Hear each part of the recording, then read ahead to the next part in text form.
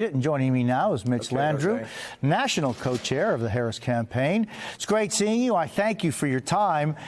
You know, just thinking of like what John was talking about. So, for example, today, an entire campaign day, 2 weeks before the election, was spent with Liz Cheney. Who do you think that is targeting? Well, John is my friend. I hadn't talked to him for a bit, but I hope he's doing great. But I disagree with him. First of all, the vice president and the entire team of us have been traveling to every swing state, I mean, ad nauseum. I mean, if you go look at the schedule, the vice president was in 3 states yesterday, not just 1. And then weeks before that have been aggressively going to all of the swing states.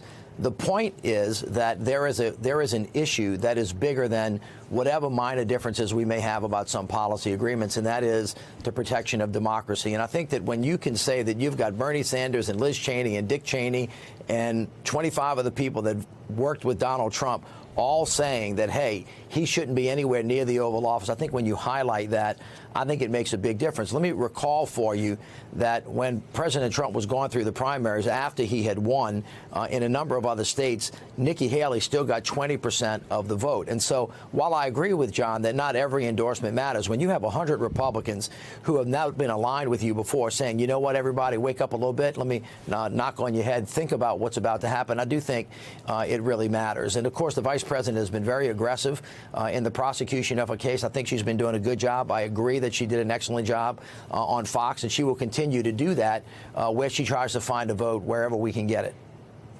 Hey, Mitch, I'm just thinking, rewinding, I don't know, a couple of years ago, just rewind things in your own mind a couple of years ago. Did you ever think that you'd be saying that Dick Cheney is a part of the... No. I mean, rewind and tell me what you would have told yourself. First of all, I would have never believed it. But it just goes to the issue of how upside down Donald Trump has caused our world to be. When he got elected, he governed in chaos. He governed in chaos during the COVID crisis. After his election, he told the biggest lie that's ever been told, that he instigated an insurrection against the country, and he's beginning to tell that lie again. I mean, essentially, when his lips are moving, he's lying. And I think that people ought to not just laugh that off, but that think about that as a character trait for the leader of the free world, the most powerful person in the world, and making sure that the American citizens have the important knowledge that they need to make good decisions about our future. Donald Trump has demonstrated time and time again that the way he approaches the world has negative consequences, isolates America, makes us weaker, and he's going to continue to do that. He's only going to be much better at being bad this time. But listen, I feel good about where we are. I think we have a great campaign. It's going to be close. Everybody always knew it's going to be close. It's been close for the past 4 cycles, so I don't know why anybody's surprised about that. Yeah, and I'm just thinking of, like, for example, the fact that the vice president today focusing on Latino men specifically. She's going to be speaking with Julio Vaquero of Noticias Telemundo as well as with NBC. But I'm just wondering, the importance of Latino voters is something that, I mean, every single year in our country, 1 million Latinos turn 18 years of age, 1 million every year. Mitch, is the Latino voting bloc, do you think it's been well served by any politician?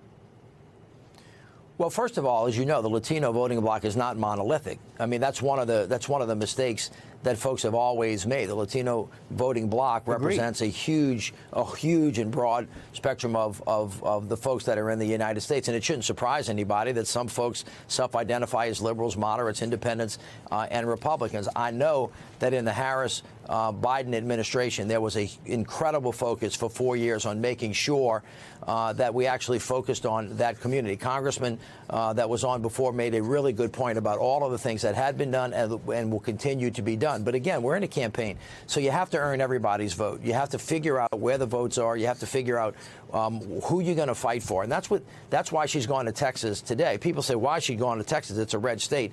She's gone to Texas to highlight the very simple fact that Donald Trump put 3 Supreme Court justices on the Supreme Court who eviscerated Roe versus Wade and put women's lives at risk by returning the authority to the states. And the states have now taken the freedom to basically take women's rights away and put their lives at risk. And so, you know, this is a multi-dimensional race, but we are going everywhere. We are talking to everybody. I feel really good about where we are. I'm not saying the race is not going to be close, but I think The vice president has done an excellent job. We have a great team on the ground. We built this campaign for the ground game that we're going to have in the next 2 weeks. As you can see from the polling, I don't know what all the anxiety is about the blue states. We're ahead in Pennsylvania, Michigan, Wisconsin, and Nevada, and we're going to continue to do that. We're going to run it all the way through the tape, and I believe that we're going to win. And Donald Trump is not correct, and never has been, that the election is going to somehow be untoward. Donald Trump's not going to lose this election because it was stolen. He's going to lose this election because the American people have chosen a new pathway forward, and they're tired of his chaos. Hey, Mitch, just want to reaffirm then this, we have this report out today that there was some concern in the Harris campaign about these blue wall states, Michigan, et cetera.